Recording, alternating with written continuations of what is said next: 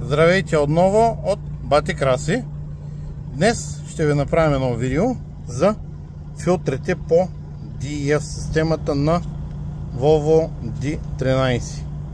Айде сега обръщаме камера. Значи, първият филтър, който трябва да вземете под внимание е на входа на DEF танка.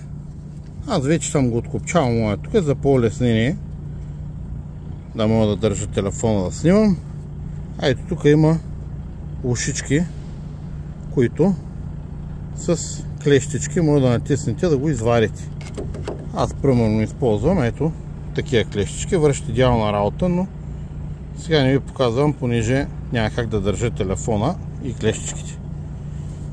Това нещо е добре от време на време да го варите и да го проверявате. Ето тук се вижда, че има бокуци вътре. Това е първият филтър на DEF-а преди да отиде в танка.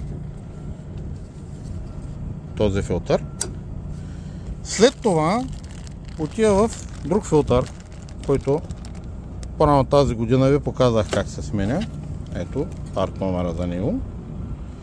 И след това има третия филтър. Ето го. Това е малкото синичкото тук. Ето му и парт номера. Тези филтри поддържат вашата система, така да се каже, в добро състояние. Първият филтър е на танка, трябва да го проверявате от време на време. Вторият на всеки 100 000 мили веднъж годината.